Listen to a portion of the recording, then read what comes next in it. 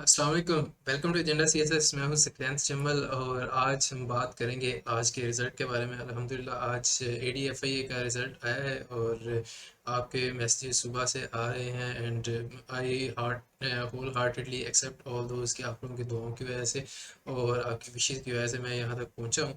So thank you all for all those messages. मैं आज की वीडियो वैसे तो हमने पाकिस्तान फेस पे बनानी थी, बट आई थॉट कि I should make one on this topic, क्योंकि आपके काफ़ी ज़्यादा मैसेजेस जो हैं वो रिपीट हैं। आप मुझसे पूछ रहे हैं कि सोर्सेज कौन से होने चाहिए, प्रिपरेशन किस तरह से की, वगैरह वगैरह। तो उन चीज़ों का आंसर मैं आपको यहाँ पे दे दूंगा या फिर आपको उन वीडियोस के लिंक्स इसके अंदर प्रोवाइड कर दूंगा। यहाँ पे ऊपर करके ना इस साइड पे वो आई का बटन आता है, आई थिंक 1 मिनट पे या फिर किस टाइम पे, तो उसके अंदर 4-5 लिंक्स मैं हर दफ़ा डाल ही देता हूँ। वो आपके लिए इंपॉर्टेंट होते हैं, आप उधर चेक कर लीजिएगा। आपको प्रिपरेशन वगैरह की मिल जाएंगी वीडियोस।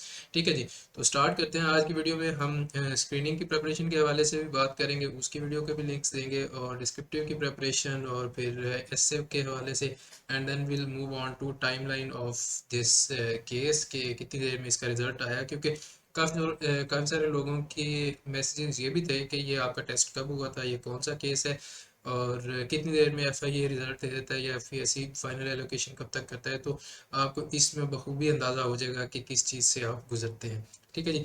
सबसे पहले स्क्रीनिंग की प्रिपरेशन के हवाले से बात करते हैं। तो स्क्रीनिंग की प्रिपरेशन के लिए मैंने बहुत डिटेल में वीडियो बनाई थी जब मेरा ये रिजल्ट आया था। एक्चुअली स्क्रीनिंग का ये नवंबर 2022 में आया था, आई थिंक।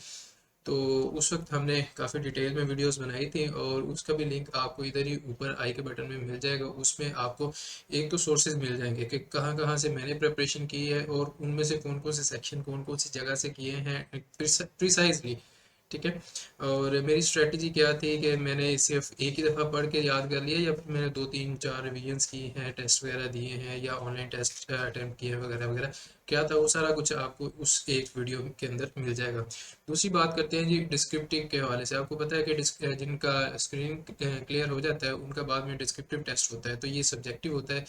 और उसका सिलेबस क्या होता है, उसकी प्रिपरेशन किस तरह से करनी चाहिए और अटेम्प्ट करने का तरीका क्या है, सारा कुछ जो है अगेन आपको इसी साइड पे एक लिंक मिल जाएगा। वो डिस्क्रिप्टिव टेस्ट प्रिपरेशन के हवाले से वीडियोस हैं, उसमें बेसिकली वो प्ले लिस्ट है। उसमें एक तो ज़ुबैर अकबर यूसुफ़ानी साहब मेरे एक बहुत अच्छे दोस्त हैं and he is the topper of the previous ADFIA case 133 2019 जो हमारा पास हुआ था।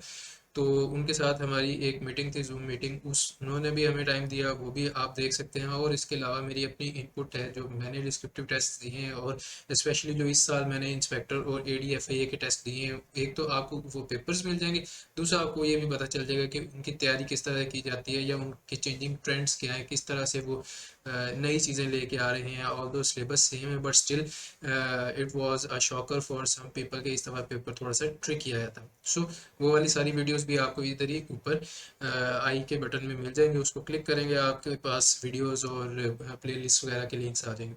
अच्छा, यही एडीएफआईए का डिस्क्रिप्टिव क्लियर करने के बाद अब now it is in my cap कि I have passed 7 out of 9 competitive एसेस। CSS 2018 का, फिर PMS 2020 का, 2 दफ़ा ADFIA में, फिर एक दफ़ा असिस्टेंट रजिस्ट्रार कोऑपरेटिव सोसाइटीज़ का, वो भी 2019 का केस था I think. And then we have ADMOD, उसका भी डिस्क्रिप्टिव मैंने क्वालिफाई किया था, उसमें भी ऐसे था, वो बल्कि पूरा 3 घंटे का एक्चुअली अलहदा ऐसे का पेपर था। ऑल्सो इंस्पेक्टर एफआईए वो भी क्लियर हो जाना है, क्योंकि मुझे पता है वो थोड़ा सा आसान भी था and I have attempted it well. जल्दी उसका भी रिजल्ट आने वाला है इंशाल्लाह, उसकी भी आपको एक अच्छी खबर देंगे। और जो पीएमएस का इस दफ़ा मैंने एग्ज़ाम दिया हुआ है 2023 में, जो पेपर हुआ है, आई होप कि उसका भी ऐसे क्लियर हो जाएगा and then I will be at 8 out of 10 competitive essays. So this is a good average for me. और मैं ये मेरे ख्याल में मेरी जो प्रैक्टिस है, मैंने एक तो खुद प्रैक्टिस की है, वो नॉलेज लिया है, उनकी आउटलाइंस वगैरह बनाई, इंट्रोडक्शन वगैरह लिखे। तो एक तो वो चीज़ है। दूसरी जो चीज़ मेरे काम आई है बहुत ज़्यादा, वो है जी मैंने आप लोगों के एसेस इवेल्यूएट किए हैं। पिछले 3 साल से मैं अपने दोस्तों के एसेस इवेल्यूएट कर रहा हूँ। 1.5 साल पहले तक मैं सिर्फ दोस्तों के एसेस इवेल्यूएट करता था, क्योंकि मैं खुद पढ़ रहा था।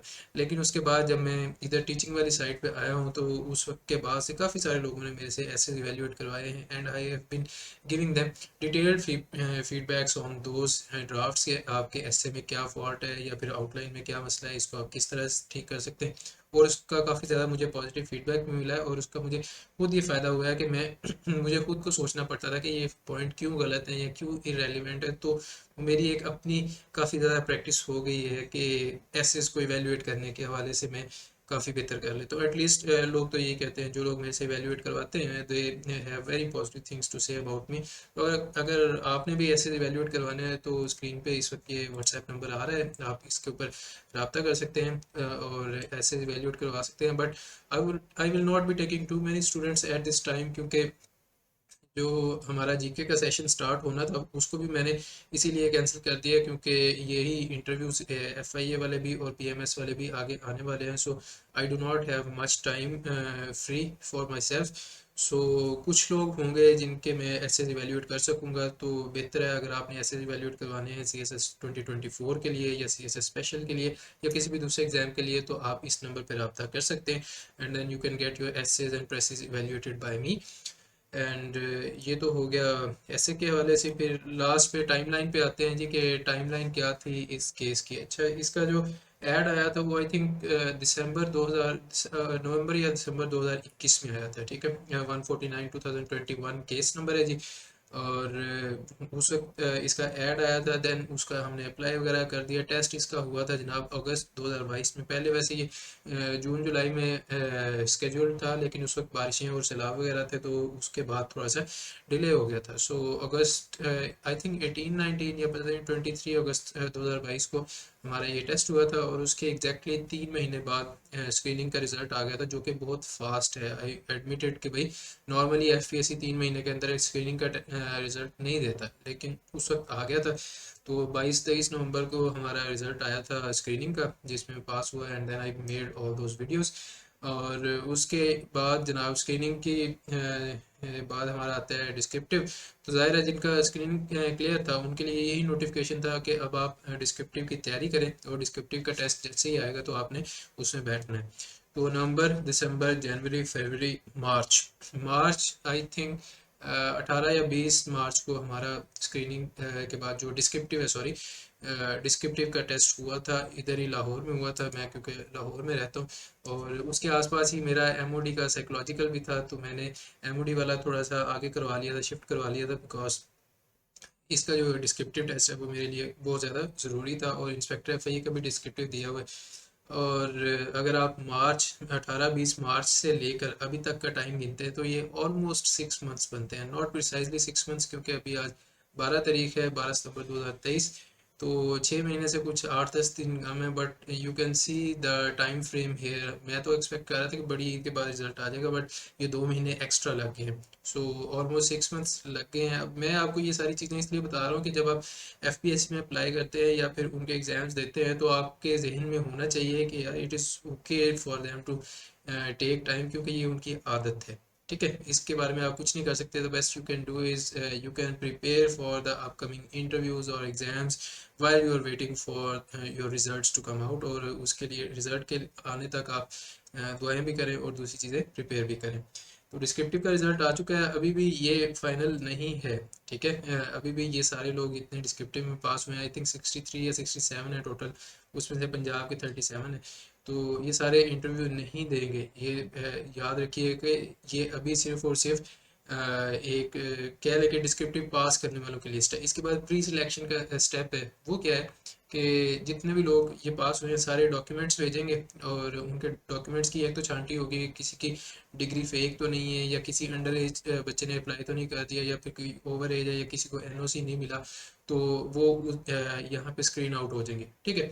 और उसके बाद अगर पूरे नहीं होते बच्चे, क्योंकि एक सीट पे आई थिंक 3 बच्चों का इंटरव्यू लेता है एफपीएससी, तो अगर पंजाब की 4 सीटें हैं तो ऑलमोस्ट 12 कैंडिडेट्स होंगे इंटरव्यू के लिए, और 37 कैंडिडेट्स पास हैं। तो आप देख सकते हैं कंपटीशन बहुत ज़्यादा है।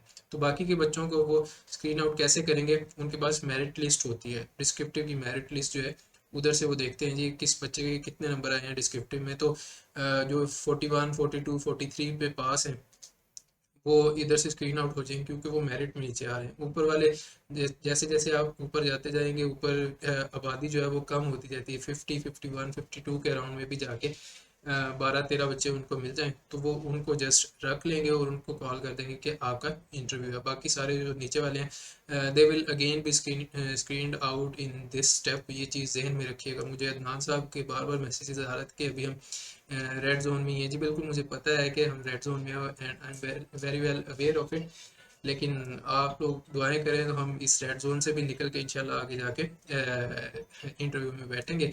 सो दुआएं करते रहें। इसके बाद इंटरव्यू का प्रोसेस है। इंटरव्यू में जो लोग जिस तरह से परफॉर्म करते हैं उसके हवाले से उनके नंबर आते हैं and then the final merit comes which is basically sum of the marks obtained in interview and those obtained by the candidate in descriptive test। तो 300 में से टोटल मेरिट जो आपका बनता है वो आपका डिस्क्रिप्टिव और इंटरव्यू मिला के बनता है, और जो टॉप वाले होते हैं नंबर ऑफ सीट्स के हवाले से उतने लोगों की एलोकेशन हो जाती है।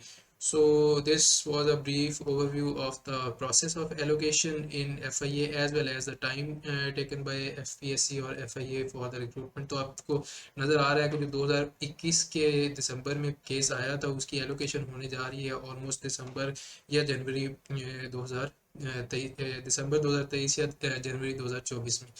सो इतना टाइम फ्रेम का जहन में रखिएगा।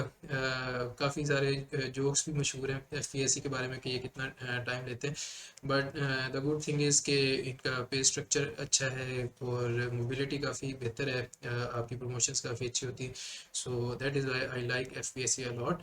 बाकी मज़ीद जो वीडियोस होंगी वो तो आपके लिए आती रहेंगी इंशाल्लाह। मेरे लिए दुआएं करते रहें। यहाँ पे कमेंट्स पे मुझे बताइएगा कि आपको वीडियोस कैसी लगती हैं and I try to stay in touch with you and guide you as much as possible. Stay tuned for more videos. Take care. अल्लाह हाफिज़।